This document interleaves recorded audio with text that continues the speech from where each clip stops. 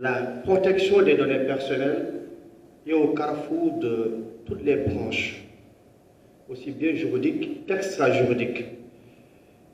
Et on sait tous qu'il n'y a pas un secteur d'activité, qu'il n'y a pas un domaine, et il n'y a pas une vie qui n'ait pas été affectée par la révolution numérique, soit directement ou indirectement, soit principalement ou accessoirement, ou soit positivement ou négativement. Et la révolution numérique semble tout pouvoir. Et on peut dire que c'est la magie des clics. Le numérique est magique parce qu'il constitue une véritable opportunité pour l'éducation et la recherche. Le numérique est magique parce qu'il constitue un véritable atout pour l'accès à l'information et à la communication. Le numérique est magique parce qu'il constitue un véritable cadre de jeu, de divertissement, de passion. Cependant, la révolution numérique peut aussi s'accompagner d'un risque. Et ce risque, il est appelé risque numérique. Et si ce risque numérique, si on n'y prend pas garde, et si on ne le maîtrise pas, selon les mots du professeur Abdallah Sissé, il se révèle à nous par de la délinquance. Il se révèle à nous par de la cybercriminalité. Il se révèle à nous par la violation grave des données personnelles. Et à partir de ce moment, on peut passer de la magie des clics à la tragédie des clics. Le numérique est tragique. Pourquoi? Parce que des vies privées y sont bafouées. Le numérique est tragique parce que toutes sortes d'infractions y sont commises. Le numérique est tragique parce que des vies de familles ont été bouleversées. Mesdames et messieurs, comment se manifeste ce risque numérique? Comment on peut y faire face? Comment faire aussi pour conjurer le risque d'installation de l'impunité numérique, pour ne pas dire paradis numérique, j'emprunte son nom au docteur Hassan Touré, et aussi comment les États peuvent-ils s'organiser pour prévenir et lutter contre le risque numérique. Et enfin, comment les citoyens, ou devrais-je dire cyber-citoyens, peuvent-ils opposer la protection de leurs données personnelles dans l'espace numérique. Mesdames et messieurs, autant de questions qui pourront trouver des réponses à travers des interventions qu'on va suivre, interventions qui vont tourner autour de grands axes. La première intervention sera animée par le professeur Ahmad Bamba Maké, et elle portera sur les menaces et risques liés à la cybercriminalité. Et elle sera suivie de l'intervention du professeur Mamoudou Niane, qui portera sur la protection des données personnelles dans l'espace numérique. Et enfin, on aura l'intervention du docteur Pape Hassan Touré, qui portera sur le droit pénal à l'épreuve de la cybercriminalité. Il s'agit d'une thématique qui est importante, relevante par rapport à la période où nous sommes, et qui risque d'être de plus en plus importante et citée, parce qu'elle impacte sur notre quotidien à titre individuel, mais cette thématique aussi impacte sur nos vies de famille, sur nos structures sociétales telles que les entreprises, nos institutions, et à plus large échelle sur nos économies d'État. Ce qui fait que la présentation d'aujourd'hui, justement, suivra cette démarche qui est incrémentale, mais en fait incrémentale par rapport à l'échelle du débat.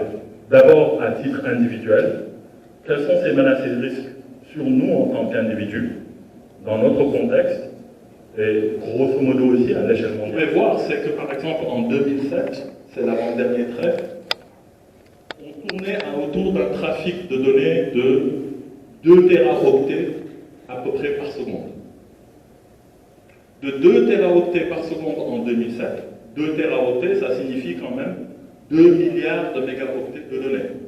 Pour ceux qui ne sont pas forcément en informatique, On a les kilos, les mégas, les gigas, etc. Et on arrive ensuite à monter jusqu'au téraoctet de données.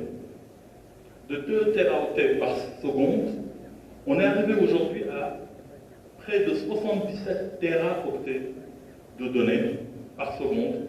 Là, il s'agit des données de 2019. Donc c'est une évolution qui est quand même exponentielle. Pour voir un peu plus de statistiques sur ces données, vous pouvez scanner ce QR code pour ceux qui ont leur téléphone. Sinon, si on pouvait cliquer sur la page précédente sur le lien qu'il y a en dessous du QR code, on aurait des données en live sur l'utilisation qu'il y a actuellement d'Internet. Donc vous pouvez cliquer sur le... Ce qu'on a là, c'est les statistiques sur Internet, à peu près à la seconde près. Ce que vous avez à droite, c'est le nombre d'emails qui sont envoyés aujourd'hui. Ce que vous avez en premier, c'est le nombre d'utilisateurs actuellement connectés sur Internet. Donc là, on est à peu près 5 milliards.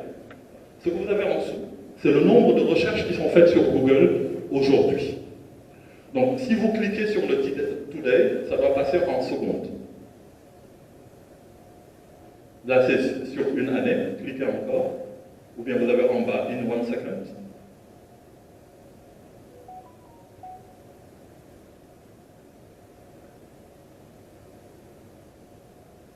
Si la connexion est un peu lente. Donc à chaque fois qu'il y a, vous voyez, il y a un compteur qui défile assez rapidement. C'est juste parce qu'à chaque fois qu'il y a un clic ou une recherche, elle est indexée. Et automatiquement, ça permet de faire un rafraîchissement sur les statistiques. On peut revenir au PowerPoint. Donc, les statistiques sont quand même effarantes. Pour dire qu'il y a plus d'emails envoyés par seconde sur Terre que d'êtres humains qu'il y a sur Terre. Donc, grâce à ce QR code, vous pouvez voir les données. On peut avancer. Mais ça, c'est au niveau mondial. Que se passe-t-il au niveau sénégalais? Donc, au niveau du Sénégal, si on regarde nos statistiques globaux, notre démographie, on a quand même une population qui est à 51,2% féminine et 48,4% vit dans les centres urbains. On avance. Et dans tout ça, on a une majorité de jeunes. Cette utilisation d'Internet, quand même, se reflète par son taux de pénétration. Bien qu'on soit à 46% du taux de pénétration, il faut comprendre qu'on est quand même dans un pays en voie de développement et où la couverture d'Internet n'est pas globale. Et malgré tout, on arrive à avoir un taux de pénétration de 46% de la population. Et on regarde tout en bas, on a 98% des utilisations de médias sociaux qui sont faites via les terminaux mobiles. Et l'utilisation de ces terminaux mobiles dans les médias sociaux fait quand même qu'on a besoin, pour leur utilisation, de nous exposer. On a besoin d'être identifié, on a besoin d'identifier les autres, on a besoin pour cela de nous exposer. Pour notre identification, on met notre nom, on met notre prénom, on met notre photo, on met des vidéos de nous, pour pouvoir être identifié par les autres, être accepté, créer un lien social et pouvoir communiquer. On peut avancer. Donc, dans ces terminaux, il y en a 76%, ce sont des téléphones portables. Le téléphone portable est un média qui est en quasi-permanence connecté, mais pire, qui est en quasi-permanence avec nous. Sur 24 heures qu'on a dans une journée, même en dormant, souvent notre téléphone est à côté de nous. Et pendant la journée, pendant nos déplacements, pendant même nos séances de travail, notre téléphone ne nous quitte pas. Et à l'intérieur de ce téléphone qui est connecté, nos données sont enregistrées, mais pas que. Des informations sont récupérées sur l'individu qui en est le propriétaire en permanence. On peut avancer. Donc là, on a des statistiques sur l'utilisation que l'on a des médias sociaux. Donc on a, si vous regardez bien,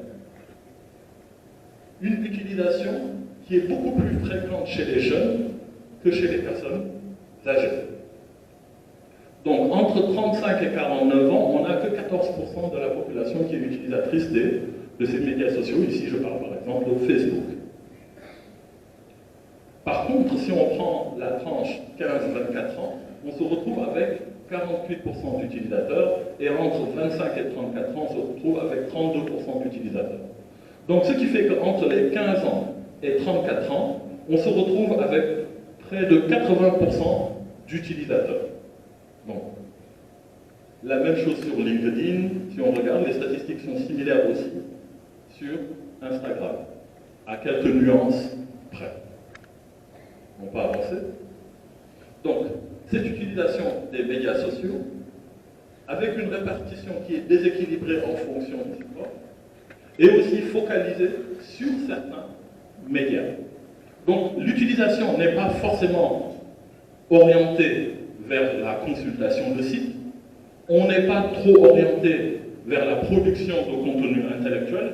Apparemment, pour nous, l'essentiel de l'utilisation, c'est quand même ces médias sociaux, en grande partie, et c'est fait par une tranche de la population qui est très très jeune, et donc pas forcément consciente des risques et des enjeux.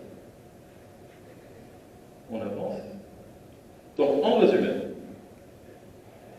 on a 7,81 millions d'utilisateurs, dont 3,9 millions d'utilisateurs qui ont moins de 19 ans. Et donc, l'essentiel de l'utilisation se fait via un téléphone portable. Et via ce téléphone portable, ils communiquent essentiellement sur des médias sociaux. Donc, la question de la protection des données à caractère personnel, et il a montré à suffisance pourquoi cette question était importante. Pour ma part, je vais juste m'appesantir sur ce que l'État du Sénégal fait pour pouvoir préserver les données à caractère personnel des citoyens, autour de 3 aspects. Donc, en abordant l'état des lieux, la technique de protection et en partageant quelques éléments de jurisprudence, parce que la CDP a eu à rendre beaucoup de jurisprudence. Par rapport aux éléments de présentation, l'histoire des données à caractère personnel a commencé avec les débuts de l'humanité et la curiosité naturelle de l'être humain, de toujours vouloir savoir ce que l'autre fait, où il se trouve, qui est-il, etc. Donc c'est une préoccupation qui est antique et c'est une préoccupation qui aujourd'hui s'est sophistiquée. Le regard permanent sur l'autre et le désir de tout savoir sur l'autre et de tout cacher sur soi. Voilà le paradoxe des données à caractère personnel. Ce paradoxe a été quelque part surmonté dès les débuts des années 70 avec une législation, comme vous avez pu le voir, allemande dès 1977. L'Allemagne s'est intéressée à la manière de pouvoir préserver les données à caractère personnel. Il faut attendre 1978 pour que la France, au détour d'une histoire autour d'un fichier de recensement général de la population, appelé Safari, que la France prenne une loi, la loi informatique et liberté. Cette loi est la mère de toutes les lois aujourd'hui sur la protection des données à caractère personnel. Elle les a fortement inspirées et cette loi a été actualisée en 2016 avec les RGPD. L'Afrique a suivi, le Cap-Vert d'abord en 2001, avant que le Burkina Faso n'instaure la première autorité de protection des données à caractère personnel. Le Sénégal s'y est mis en 2008 en adoptant la loi 2008-12 du 25 janvier 2008 portant protection des données à caractère personnel au Sénégal. Les données à caractère personnel a impliqué les efforts du professeur Michel Gom et tant d'autres personnes de l'Université Gaston Berger, c'est simplement le consultant principal, c'était le professeur Abdoulaye Cissé, donc qui a largement contribué à la rédaction des premières lois sur le numérique. En 2013, la loi a créé l'autorité de protection, mais c'est véritablement qu'en 2013, notamment au mois de décembre 2013, que l'autorité a commencé à fonctionner. Voilà pour la petite histoire. Parlons, M. Mbaké en parlait, qu'est-ce que les données à caractère personnel? Il a rappelé que ce sont des informations qui permettent d'identifier une personne physique. Parce que seules les personnes physiques sont dans le champ d'application de la loi, pour l'instant. Donc ces informations, quelle qu'en soit la forme, quel qu'en soit le support, permettent d'identifier une personne physique. Dans le jargon juridique, identifier peut renvoyer à une identification directe ou à une identification indirecte. Lorsque l'identification est directe, le seul recours à ces informations doit permettre de désigner un individu dans la société. Vous aurez compris que ce sont souvent les données nominatives qui permettent d'identifier un individu directement, en prononçant le nom, le prénom ou en faisant référence à d'autres éléments. Ensuite, il y a la technique de l'identification indirecte qui fait appel à d'autres types de données, que les données soient biométriques, que les données soient administratives ou toute autre forme d'information. La définition volontairement ouverte laisse la place à l'application de la loi à toute forme d'information actuelle ou future. Tout à l'heure, M. Mbaké a parlé de l'évolution de la nature des données par la prise en compte des métadonnées.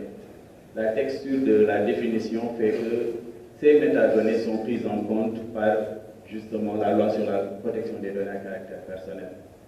Ce qui importe, ce n'est pas l'existence de la donnée en tant que telle, c'est son traitement. La donnée brute n'a pas trop d'intérêt. C'est la raison pour laquelle, lorsque les informaticiens utilisent le big data pour pouvoir faire avancer leur science, le fait de gérer des lacs de données, une immense quantité de données en soi, n'a pas de pertinence tant qu'un algorithme ou un logiciel ne traite pas ces données pour en extraire un résultat sensible ou un résultat concret. Le fait de les stocker n'a pas trop d'importance. Donc l'idée de traitement des données à caractère personnel, c'est au-delà de les collecter, de pouvoir en faire quelque chose. Nous allons revenir sur cette notion de finalité. C'est ce que vous faites des données qui définit le régime juridique des données, mais pas l'existence des données en tant que telles. À côté du traitement, il y a deux autres notions qui sont importantes. C'est la notion de responsable de traitement. Qui gère vos données? L'État est le plus grand responsable de traitement, évidemment. Donc, dans tous les pays du monde, l'État est le plus grand responsable de... Le président Touré passe son temps à collecter toutes vos données parce qu'il représente davantage l'État que ma modeste personne en tant que secrétaire général du gouvernement. Donc, c'est les plus grands collecteurs de données et c'est eux les fautifs. Les personnes concernées, c'est nous, c'est les personnes propriétaires de leurs données. Et cette question, si le temps nous l'avait permis, nous aurions pu beaucoup discuter dessus. Qu'est-ce qui vous rend propriétaire de vos données? Vous avez écouté tout à l'heure le professeur Mbaké dire que Google a dit aux États « ces informations sont ma propriété », alors que ces informations vous concernent vous. Ce sont vos informations qui ont été collectées par Google et Google oppose à l'État la propriété de ces informations jusqu'à déterminer le champ d'action de l'État. Donc la question de la propriété même des données est une question très importante. Malheureusement, le temps ne nous permet pas de traiter de cette question. Mais comprenez que la personne concernée, c'est le propriétaire des données. Au Sénégal, le régime des données est encadré par ces différents textes. Donc il y a la loi de base, la loi 2008-12, qui est une loi assez récente, mais déjà très vieille, puisque la nouvelle loi est dans le circuit administratif. Cette loi va bientôt être dépassée. Et son décret d'application qui le complète. Mais comme le Sénégal aussi fait partie d'une communauté internationale, d'autres textes s'ajoutent à cette loi. Il y a la Convention de Malabo, qui n'est pas encore en vigueur. Cette Convention de Malabo de 2014 prévoit un chapitre sur le traitement des données à caractère personnel. Il y a l'acte additionnel de la CEDEAO, peut-être que le président Touré ou les éminents magistrats et autres juristes présents dans l'Assemblée, que je salue au passage, pourront régler ce problème. La CEDEAO prévoit que le document sera en vigueur après la publication de l'acte au niveau des journaux officiels des États membres. Or, à ce jour, seul le Niger a satisfait à cette obligation. Question, est-ce que le document est applicable au Sénégal? On serait tenté de dire oui avec le principe de primauté de l'effet direct, mais dans la technique juridique, je réserve la réponse au docteur Tapsirou et aux autres publicistes dans la salle. Ensuite, il y a le règlement général européen. Pourquoi il est important? Ce règlement général n'est pas un traité qui est ouvert à la signature des autres États, mais il a une portée extraterritoriale, c'est-à-dire que ces dispositions s'appliquent sur chaque territoire qui traite des données des citoyens européens. Et à cause de cette extraterritorialité, ce règlement général est susceptible d'intéresser le Sénégal.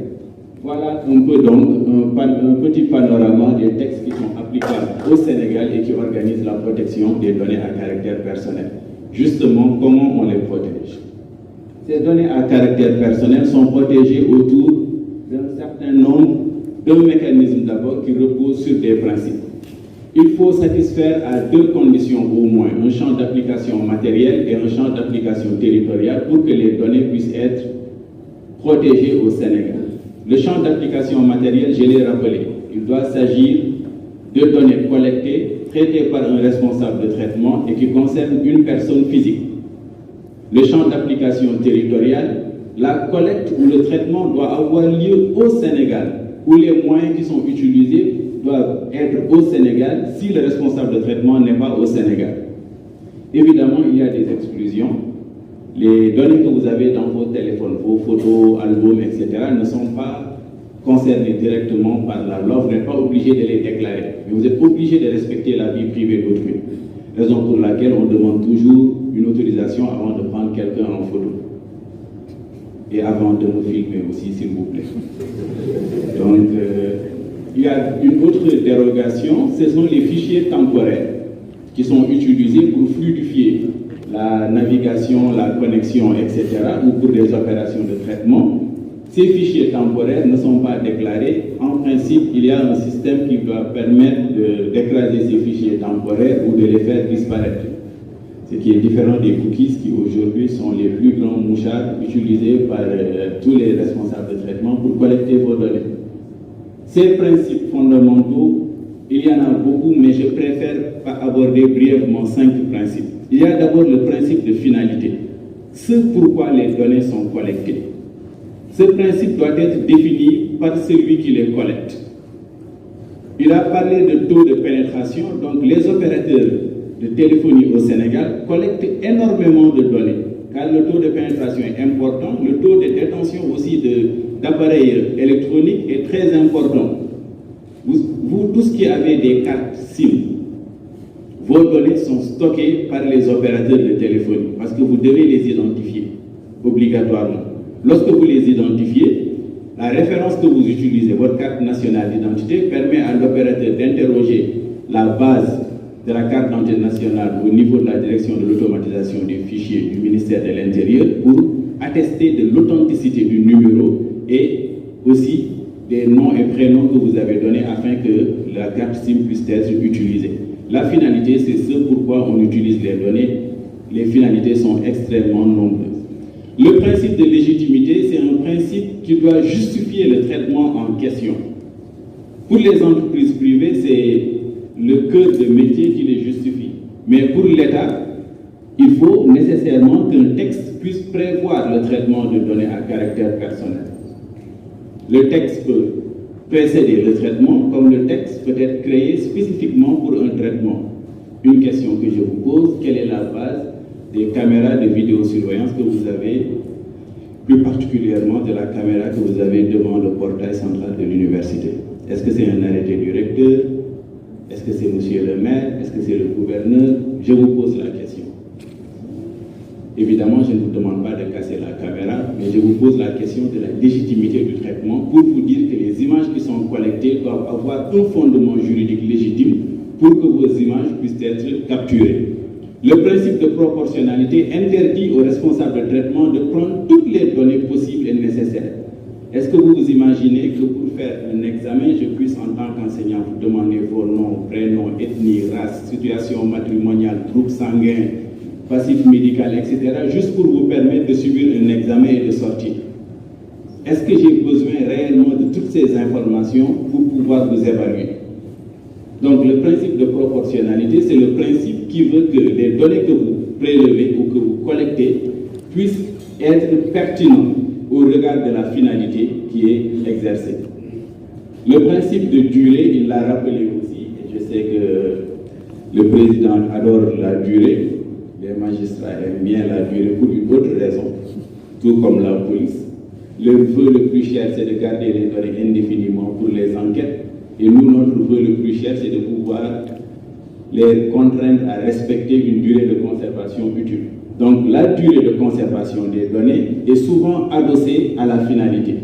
Pour tous les étudiants et pour nous autres enseignants et pour le personnel administratif et technique, les données que l'université collecte sur nous, leur durée de conservation doit être adossée à la finalité de notre présence. Si vous n'êtes plus étudiant, la base active doit pouvoir être purgée de vos données à des fins d'archives, au cas où vous perdrez vos diplômes et que vous voudrez retrouver aussi votre cursus académique. Car si on détruit les données, vous n'aurez plus de diplôme. En parlant de destruction, puisque vous avez eu l'amabilité de brûler nos archives, donc nous autres aussi, enseignants-chercheurs, donc pour la durée de conservation, c'est durant le temps que nous sommes fonctionnaires de l'État. À notre retraite, les données doivent être archivées ou les données non pertinentes détruites. Le personnel administratif et technique aussi jouit du même niveau de protection. Dernier niveau, c'est la sécurité. Donc, comme le directeur du SECOS est un spécialiste des questions de sécurité informatique, j'imagine que nos données sont bien à l'abri, sécurisées avec les meilleurs protocoles et standards en la matière. Donc, c'est quelques principes qui permettent à l'autorité de protection, donc la CDP, de vérifier que les traitements de données à caractère personnel respectent la loi sénégalaise. Quand vous venez déclarer au niveau de la commission, nous vérifions l'ensemble de ces critères et si les critères sont remplis, en principe, vous n'avez aucun problème. Si les critères ne sont pas remplis, le dossier est renvoyé ou, en cas d'infraction, nous informons le procureur de la République pour qu'il ouvre des poursuites et sanctionne le contrevenant. Donc, il y a des obligations qui incombent aux responsables de traitement de recueillir d'abord le consentement. Le consentement doit toujours être recueilli. C'est ça le principe. L'exception, c'est lorsque la loi dispense les responsables de traitement de votre consentement. C'est le cas de l'état civil, par exemple. On n'a pas à vous demander de détenir un acte d'état civil. C'est obligatoire pour les citoyens. De toute façon, ce n'est pas vous qui le déclarez. On le fait pour vous. Ce sont les décès aussi. Personnellement, sauf cas rare chez les CRR, je n'ai jamais vu un défunt satisfaire lui-même les obligations de déclaration. Donc, eux, ils ont cette faculté, heureusement. Donc, ils peuvent déclarer leur décès et permettre à l'état civil d'avoir ces statistiques qui seront traitées par l'ANSD. Mais pour nous autres êtres humains normaux, donc on le fait pour nous. Vous aurez compris que pour certains traitements, on ne demande pas le consentement. Pour d'autres, le consentement doit être préalable. Évidemment, les autres principes, c'est ce que je viens de rappeler et nous le vérifions. La loi prévoit aussi des droits pour vous. Le premier droit fondamental que vous détenez, c'est le droit à l'information. Vous devez être informé de tous les traitements de données à caractère personnel qui vous concernent. Pourquoi on prend vos données? Pour quelle durée? Pour quelle utilisation? Qui peut y accéder en dehors du responsable de traitement? Comment? Pendant combien de temps? Etc. On doit vous donner l'information la plus complète et la plus transparente. Ce qui arrive avec les entreprises privées, assez souvent, c'est les conditions générales d'utilisation où le contrat est rédigé en caractère minuscule et le document fait plus de 40 pages. Ils vous ont informé, mais évidemment, vous n'avez jamais lu les informations. Donc, ceux d'entre vous qui ont lu les conditions d'utilisation générale de Facebook, je les félicite chaleureusement, car j'imagine que 99% ne les ont jamais lus. L'intérêt, c'était juste de disposer d'un compte et d'entrer dans le monde virtuel. Donc, préparez-vous aussi à connaître les informations pour le métavers. Pour ceux qui l'ignoraient, vous êtes déjà dans le métavers. Pour ceux qui ne l'ignorent pas, préparez-vous à découvrir la réalité virtuelle, l'intelligence artificielle et un autre monde qui va aspirer toutes vos données. Monsieur Mbaké vous a parlé de tous les dangers. Le métavers vous plongera dans un univers où c'est vous-même qui êtes aspiré, c'est votre être. Ce ne sont plus vos données, mais c'est votre être qui est aspiré dans un univers virtuel. Vous avez le droit d'accès. C'est-à-dire qu'aujourd'hui, vous avez la possibilité de dire à n'importe quel responsable de traitement quelles sont les données que vous détenez sur moi. Et le responsable de traitement doit vous les donner. Mais attention, le droit d'accès est organisé. Il y a l'accès direct et l'accès indirect. Pour certains traitements opérés par l'État, vous ne pouvez pas y accéder directement. Par exemple, les fichiers détenus par la police, les fichiers de police. Si vous voulez y accéder, si nous avions une commission d'accès à l'information, peut-être vous auriez pu passer par cette commission, mais si c'est au niveau de la CDP, vous adressez une demande à la CDP, la demande est imputée à l'un des magistrats de la Cour suprême qui siège à la CDP, et ce magistrat se rapproche des services de police pour connaître l'étendue des données qui sont détenues. Si l'accès est autorisé par la loi, on vous donne les informations. Si la loi s'oppose à l'accès, vous n'aurez pas accès à ces informations. Donc l'accès aussi doit être prévu pour pouvoir être exercé correctement. Les autres droits sont les droits de rectification et de suppression, et ensuite le droit d'opposition. Le droit de suppression est parfois très important. C'est le cas des personnes qui sont décédées et l'exercice du droit à l'oubli. Et c'est le cas des personnes qui sont vivantes et dont les photos compromettantes et autres circulent dans l'univers d'Internet. Il faut qu'on se dise la vérité à ce point. Internet n'oublie jamais et il est impossible d'effacer quelque chose définitivement. Ce que l'on peut faire, c'est déréférencer. Par exemple, j'ai des photos compromettantes sur Internet, pour ne pas prendre l'exemple de mes parents sérères. Donc, si j'ai ces photos référencées sur Internet, qu'est-ce que je peux faire? J'adresse une demande de suppression aux responsables de traitement, qui qu'ils soient. Donc, Meta, TikTok, etc. Cette demande est étudiée au travers des conditions de bonne pratique du responsable de traitement, parce que l'ordre public sénégalais n'est pas nécessairement l'ordre public des autres pays. Il se pourrait que la chose dont vous vous plaignez ici soit totalement libre dans un autre pays. Et dans ce cas, la suppression ne pourra pas opérer. Par contre, si le droit à l'oubli est consacré, l'élément est déréférencé. Et lorsque l'élément est déréférencé, vous lancez une recherche, vous ne trouverez plus l'objet. Mais il y a une technique de contournement, les informaticiens le savent. Si la trace numérique, donc l'empreinte numérique du document n'a pas été modifiée, vous pouvez toujours retrouver le document, et la modification de l'empreinte numérique permet aussi de poster le document à nouveau, car vous allez tromper l'algorithme qui fait la police au niveau de l'environnement numérique. Pour les régimes de protection, nous avons un régime dur, très dur, c'est le régime de l'autorisation préalable pour les traitements les plus risqués, si on se base sur l'approche par risque. Donc les données sensibles, les traitements de données de santé, de données d'opinion, données politiques, etc., régime d'autorisation préalable, c'est-à-dire tant que vous n'avez pas l'autorisation de la CDP, vous ne pouvez pas dérouler le traitement. Il en va même de même des données d'interconnexion, des transferts de fichiers. Ensuite, nous avons les régimes d'avis. À proprement parler, ce n'est pas un régime au sens droit positif du terme, c'est une demande d'avis préalable qui est exigée par le secrétariat général du gouvernement à chaque fois que l'État entend traiter des données à caractère personnel d'importance. Je donne l'exemple de la création de l'identité numérique au Sénégal. On doit saisir l'autorité doit donner un avis, et l'avis est censé éclairer l'État sur le niveau d'exposition de risque, la garantie des droits des citoyens avant de mettre en œuvre le traitement. Il y a aussi le régime de la déclaration, c'est le régime de droit commun pour les systèmes de vidéosurveillance et pour la plupart des traitements, la gestion de personnel, etc. C'est le régime normal. Le régime de dispense, c'est un faux régime, je l'ai déjà évacué, ce sont les copies temporaires et autres traitements domestiques. Donc, ce que je viens de présenter, c'est l'ensemble des outils ou des leviers dont dispose le régulateur pour pouvoir agir. Évidemment, j'ai tué les sanctions, parce que l'autorité aussi a un pouvoir de sanction, en retirant, en empêchant, en sanctionnant financièrement jusqu'à 100 millions. Le régulateur, il développe ses activités principalement. L'examen a priori des dossiers qui sont déposés. Donc c'est un pouvoir d'investigation qui permet de veiller à la conformité de tous les traitements a priori. Bon, mais dans la pratique, c'est souvent un contrôle a posteriori que nous effectuons, parce qu'au Sénégal, la tendance montre que les gens mettent d'abord en œuvre avant de demander l'autorisation, ce qui n'est pas très gentil pour nous.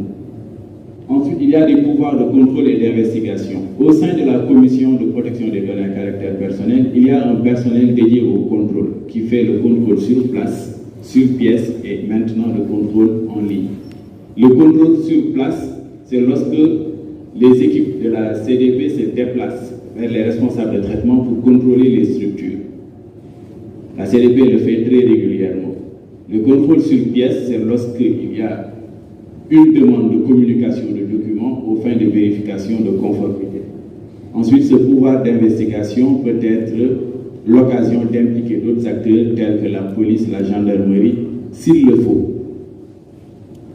La CDP coopère aussi beaucoup avec les autres instances de régulation des données à caractère personnel. Parmi ces instances, il y a les tribunaux, la police, la gendarmerie, la douane ou bien d'autres structures.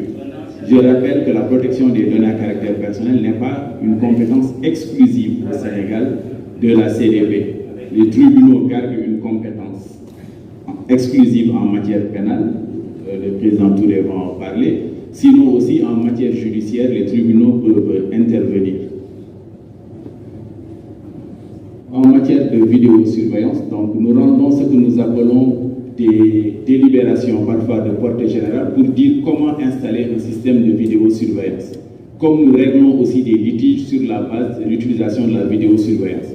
Le second élément que j'ai donné en 2017, la CDP a arbitré un conflit entre le Soleil, donc Société nationale, et les agents, parce que des caméras de vidéosurveillance censées décourager les vols surveillaient de manière permanente les salariés. Donc la CDP est devenue pour trancher le litige en rappelant quelles étaient les règles.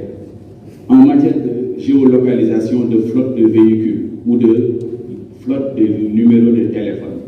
Donc parfois il peut arriver que certaines entreprises placent des dispositifs de géolocalisation pour suivre leur flotte de véhicules. Et lorsque vous suivez un véhicule, vous suivez aussi son propriétaire. Ce matin, je ne sais pas, prof, si c'est une forme de désinformation ou pas, une rumeur circule autour de la création de bagues et d'alliances par Apple qui permet de géolocaliser les futurs conjoints. Et donc les alliances peuvent être utilisées par les époux et les épouses. C'est encore beaucoup plus simple. Lorsque vous vous éloignez de votre périmètre d'autorisation, surtout les maris, l'alliance alerte madame. Et lorsque vous l'enlevez, on alerte madame aussi. Donc c'est une manière de dire aux personnes, bon, la fidélité est devenue une question technique et objectivement réglée par la technologie et le droit. Donc pour les célibataires et les mariés, je pense que votre cadeau de Noël est tout trouvé. Et nous avons du travail. Donc, en matière de données de santé aussi, parce qu'on collecte beaucoup de données de santé de nos jours. La santé, c'est la spécialité de mon collègue Ba. Donc, la commission des données à caractère personnel a eu à prendre une décision sur la détention de dossiers médicaux par les structures sanitaires avec la clinique NEST, le traitement des données de santé par les compagnies d'assurance avec la décision Saham Assurance, je ne fais pas de publicité, et la détention aussi de données de santé par les laboratoires d'analyse, surtout en ces temps de Covid, avec la décision rendue pour Bio24. En matière de recherche scientifique, donc pour les recherches liées au traitement du virus Ebola, en matière de biométrie, avec Angote Cement qui utilise un dispositif qui allie à la fois la reconnaissance faciale et la collecte d'empreintes digitales pour reconnaître les agents, les employés, etc. et pour aussi mesurer l'assiduité des agents. Pour la prospection aussi, donc la prospection de la clientèle et la lutte contre la fraude avec la décision rendue en faveur de Mitsubishi Corporation qui a un logiciel de détection de fraude. Voilà, donc globalement, c'est pour vous montrer le caractère transversal de l'action de la CDP et un échantillon des domaines dans lesquels la CDP intervient. La méthodologie de travail, je ne vais pas développer, j'ai longuement empiété sur le temps qui est imparti. Je souhaiterais juste terminer en rappelant, lors de ma présentation, j'ai oublié que le président Pape Hassan Touré, le prochain à prendre la parole, est membre de la CDP. Donc tout ce que j'ai dit, il le sait parfaitement, parce qu'il est le commissaire du gouvernement au niveau de la CDP. Bon, je vais faire les sacrifices rituels nécessaires parce que d'ailleurs, il y a quand même les tchatons. Donc, je vous remercie pour votre écoute attentive. des activités les samedis du second pour une troisième activité de l'année, après avoir organisé le Saturday Surprise et surtout après avoir aussi organisé l'atelier sur l'inclusion numérique des jeunes filles. Aujourd'hui, le thème qui nous rassemble, c'est la protection des données personnelles et la cybercriminalité dans l'environnement numérique. Vous avez dit que c'est un thème qui a été abordé par des experts du domaine à la fois professionnel et du monde académique, qui a soulevé beaucoup de questions sociétales qui ont eu des réponses ici de l'expertise nationale. Nous nous en honorons, en tout cas nous sommes très satisfaits de cette rencontre. Nous félicitons à la fois les acteurs qui ont participé, les conférenciers, et notamment l'assistance, les étudiants, par la pertinence des questions qui ont été posées, qui montrent que c'est un thème qui intéresse vraiment toute la communauté.